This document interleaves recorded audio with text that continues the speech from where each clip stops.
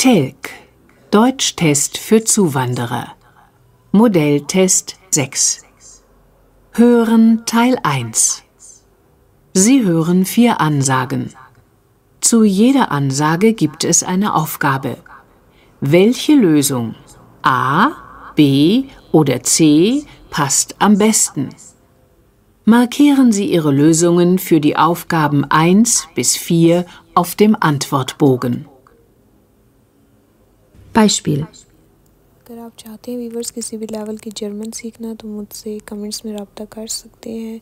मेरे चैनल को लाइक करें, सब्सक्राइब करें और बेल आइकन को क्लिक करें ताकि Verehrte Fahrgäste, wegen Bauarbeiten an den Gleisen haben alle S-Bahnen Richtung Hauptbahnhof heute 15 bis 20 Minuten Verspätung. Und noch ein wichtiger Hinweis: Die Linie S4 zum Hauptbahnhof fährt heute von Gleis 7 ab und nicht von Gleis 5. Wir bitten um Ihr Verständnis.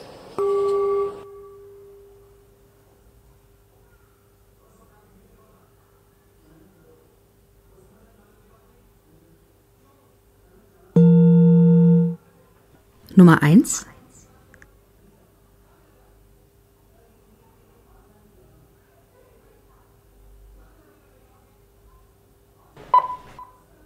Guten Tag, Frau Schmidt. Hier ist das Sekretariat der Schillerschule. Leider müssen wir den Elternsprechtag am nächsten Samstag verschieben, weil der Klassenlehrer Herr Burger krank geworden ist. Wir werden Ihnen einen neuen Termin für den Elternsprechtag schriftlich mitteilen.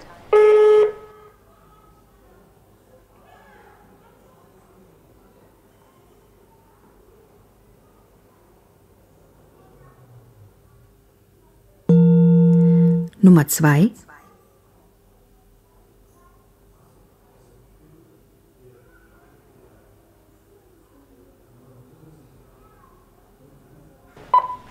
Hallo Svetlana, hier Eva. Wir wollen doch heute Abend ins Kino. Ich habe dort angerufen und 2 Karten reserviert. Der Film fängt um 20:30 Uhr an. Wir müssen aber schon eine halbe Stunde vorher da sein, um die Karten an der Kasse abzuholen. Kannst du das machen? Ich muss nämlich bis 20 Uhr arbeiten und kann erst kurz vor 8:30 zum Kino kommen. Danke.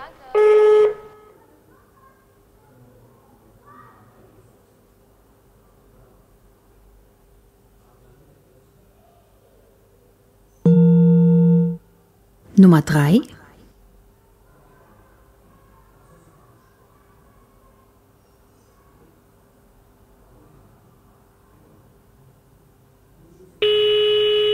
Guten Tag, hier ist der automatische Anrufbeantworter des Bürgeramts Hannover. Sie rufen außerhalb unserer Geschäftszeiten an. Diese sind montags bis freitags 8 bis 14 Uhr und dienstags und donnerstags 8 bis 18 Uhr. Außerdem haben wir auch an Samstagen von 9 bis 14 Uhr geöffnet. Für weitere Informationen können Sie unsere Telefon-Hotline anrufen 0511 168 44722. Vielen Dank.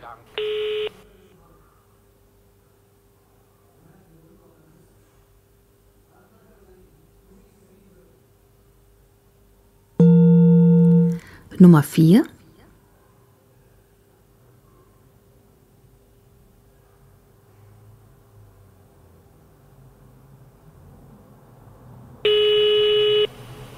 Guten Tag. Hier ist die orthopädische Praxis Dr. Metz. Wir sind im Urlaub. Unsere Praxis ist bis zum 1. März geschlossen.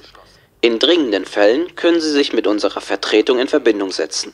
Frau Dr. Lohfert, Kaiserstraße 20, Telefon 069 23 44 89. Die Vertretung für Akupunkturbehandlungen übernimmt in dieser Zeit Frau Bergmann. Ebenfalls Kaiserstraße 20, Telefon 069 23 56 39. Ab 3. März sind wir wieder für Sie da.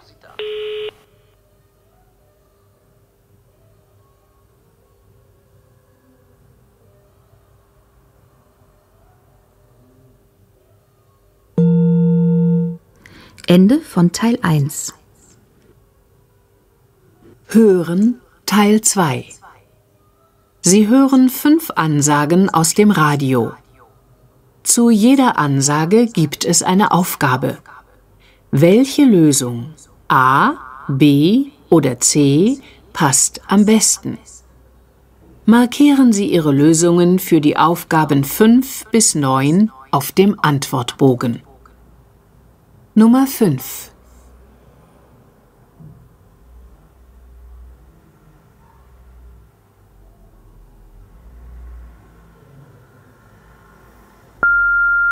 HR3 Verkehrsservice. A3 Frankfurt-Köln. Zwischen Limburg Nord und Dietz 3 Kilometer Stau wegen einer Baustelle.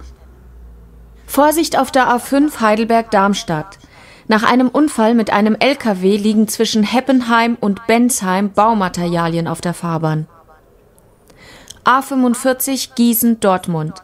Zwischen Freudenberg und Kreuz Olpe Süd fahren Radfahrer auf der Fahrbahn.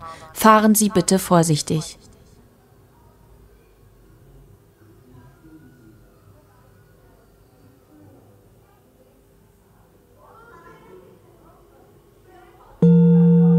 Nummer 6.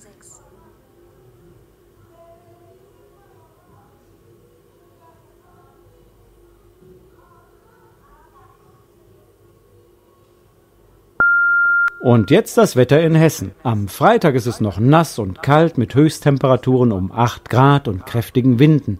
Aber am Wochenende lässt sich häufig die Sonne sehen bei steigenden Temperaturen. Nächste Woche erwarten wir dann wieder starke Regenfälle mit Wind.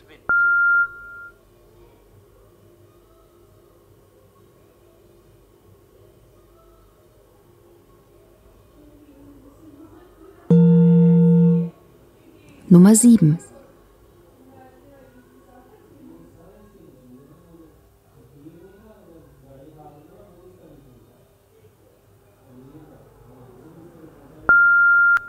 Liebe Hörer, in unserer Sendereihe Recht und Finanzen gibt Ihnen jetzt unser Experte vom Finanztest wichtige Informationen zum Thema Autoversicherung. Wie lange können Sie Ihre Autoversicherung frei wechseln? Bis wann können Sie Ihre alte Versicherung kündigen? Danach die Neuigkeiten aus der Welt des Rechts. Bleiben Sie dran!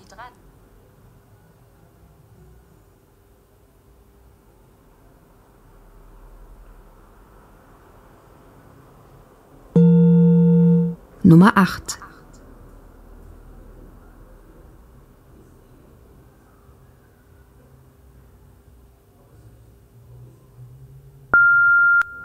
Bitte achten Sie auf die folgende Programmänderung. Wegen einer Sondersendung zu den Landtagswahlen in Nordrhein-Westfalen um 20:15 Uhr fällt heute Abend der Krimi-Polizeiruf 110 aus. Wir werden den Krimi zu einem späteren Zeitpunkt senden. Den neuen Sendetermin finden Sie ab morgen in unserem Videotext.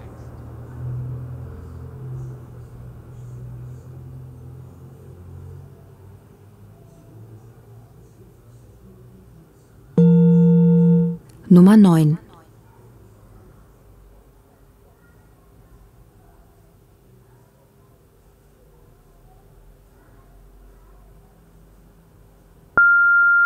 Und hier eine Meldung der Polizei. In einer Lagerhalle in Griesheim ist ein Brand ausgebrochen. Das Feuer ist inzwischen unter Kontrolle. Wegen der Rauchentwicklung werden die Bewohner des Stadtteils Griesheim aufgefordert, Fenster und Türen zu schließen und in ihren Wohnungen zu bleiben. Bitte gehen Sie nicht zum Unfallort und behindern Sie nicht die Löscharbeiten.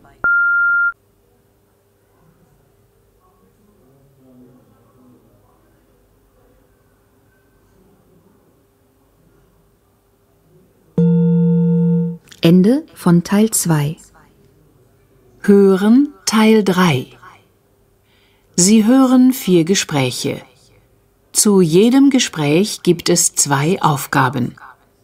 Entscheiden Sie bei jedem Gespräch, ob die Aussage dazu richtig oder falsch ist und welche Antwort A, B oder C am besten passt.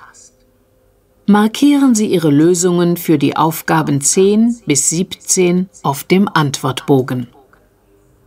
Beispiel: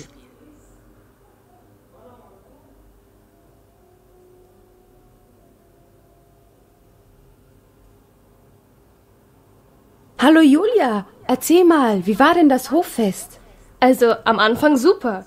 Viele Leute aus dem Haus waren da. Wir haben viel geredet, gegessen, getrunken und das Wetter war gut. Den ganzen Tag trocken, kein Regen. Und dann, weil du gesagt hast am Anfang? Naja, gegen Abend ist dann Herr Beck, der Mieter vom 3. Stock, gekommen und hat gesagt, dass wir zu laut wären. Wir müssten die Musik leiser machen. Er wollte seine Ruhe haben. Habt ihr denn nicht gesagt, dass er mitfeiern soll?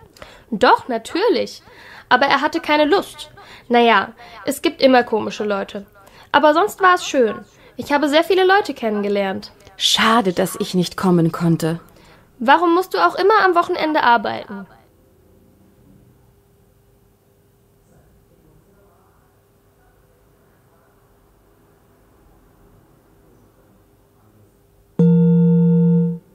Nummer 10 und 11.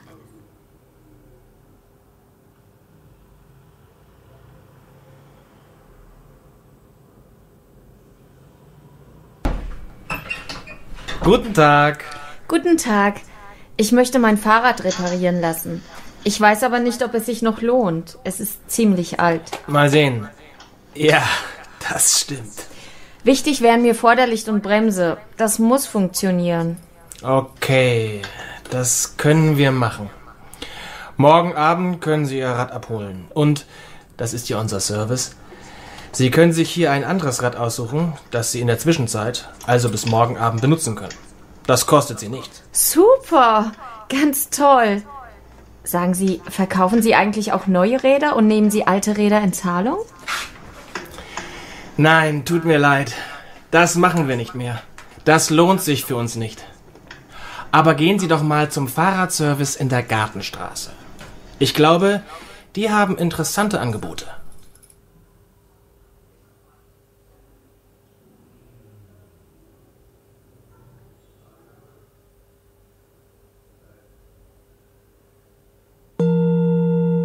Nummer 12 und 13.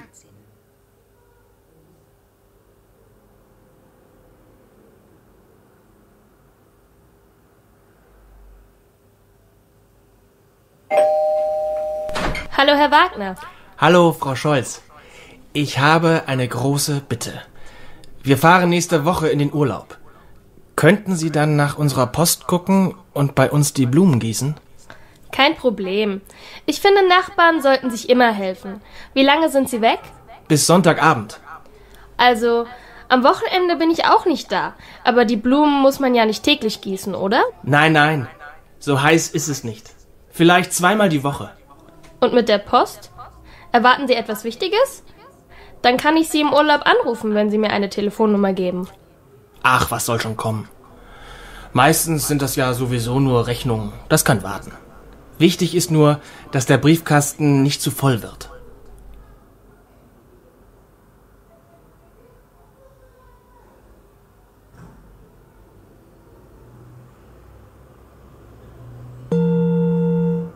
Nummer 14 und 15.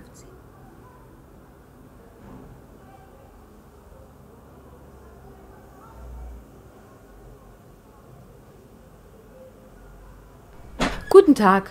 Ich komme gerade von meinem Arzt und habe hier ein Rezept. Guten Tag, einen Moment bitte. Das Medikament haben wir im Augenblick nicht hier. Wir müssen es bestellen. Heute um 14 Uhr ist es da. Gut, dann komme ich später noch einmal vorbei. Wie viel muss ich zahlen? Einen Moment. Das Medikament ist gebührenfrei. Ist ja toll.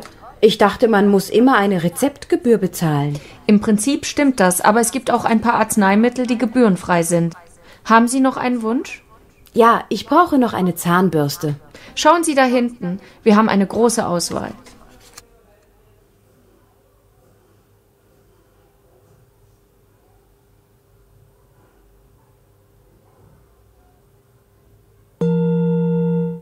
Nummer 16 und 17.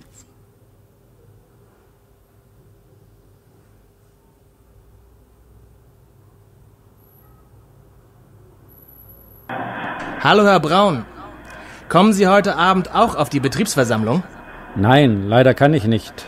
Schade. Es wird sicher interessant.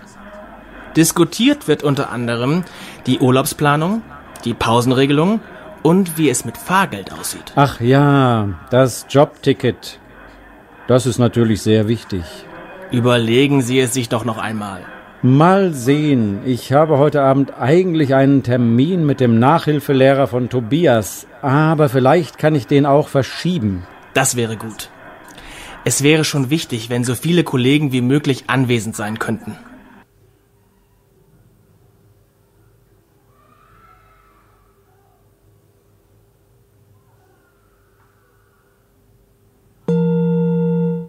Ende von Teil 3.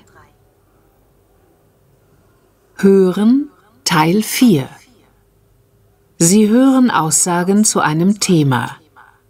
Welcher der Sätze A bis F passt zu den Aussagen 18 bis 20? Markieren Sie Ihre Lösungen für die Aufgaben 18 bis 20 auf dem Antwortbogen. Lesen Sie jetzt die Sätze A bis F. Dazu haben Sie 1 Minute Zeit. Danach hören Sie die Aussagen.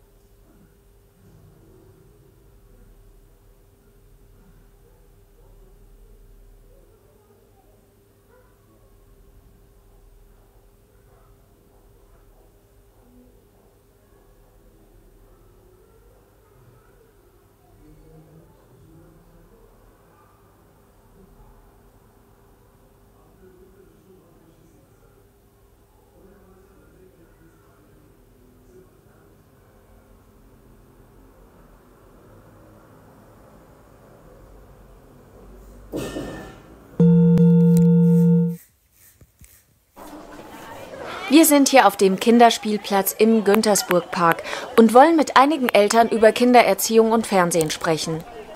Wie sehen Sie den Einfluss des Fernsehens auf die Kinder? Ist Fernsehen gut oder schlecht? Wie soll man damit umgehen? Beispiel. Ich finde, man muss auf jeden Fall mit den Kindern klar vereinbaren, was sie sehen und wie viele Stunden sie täglich vor dem Fernseher sitzen dürfen. Man weiß doch, dass Kinder sich heute viel zu wenig bewegen, weil sie zu viel vor dem Fernseher oder dem Computer sitzen. In der Schule sind sie dann oft müde und kommen nicht mehr mit.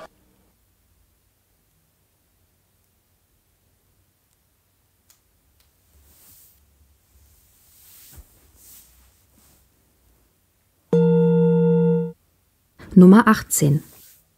Naja, bei uns war das Problem, dass wir, also die Eltern, es gewohnt waren, morgens zum Frühstück den Fernseher einzuschalten, beim Essen fernzusehen und so weiter. Wir haben uns eigentlich überhaupt keine Gedanken gemacht. Als Thorsten kam, wollten wir den Fernseher erst verkaufen. Dann haben wir ihn aber doch behalten und nur noch ganz wenig ferngesehen. Meistens nur, wenn er schlief. Man sollte mit gutem Beispiel vorangehen. Thorsten ist jetzt 4 Jahre alt. Bis jetzt interessiert ihn Fernsehen nicht besonders.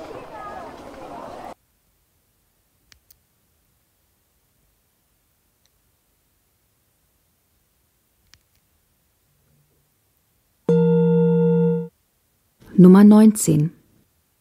Ich finde, in den ersten Jahren sollte ein Kind überhaupt nicht fernsehen und ab 3 Jahren, wenn es sich wirklich nicht vermeiden lässt, höchstens 20 Minuten pro Tag. Später, wenn das Kind in die Schule geht, vielleicht 1 Stunde. Und wenn sie größer sind, ist es natürlich wieder anders. Wichtig finde ich, die Fernbedienung wegzulegen.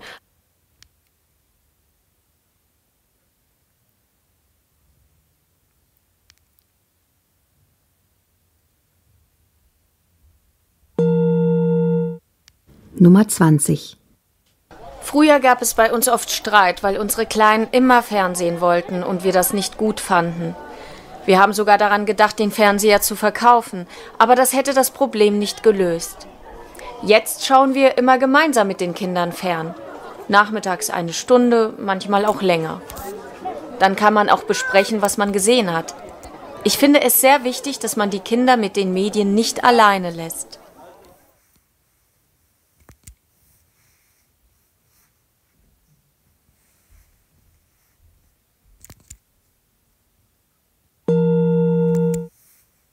Ende von Teil 4.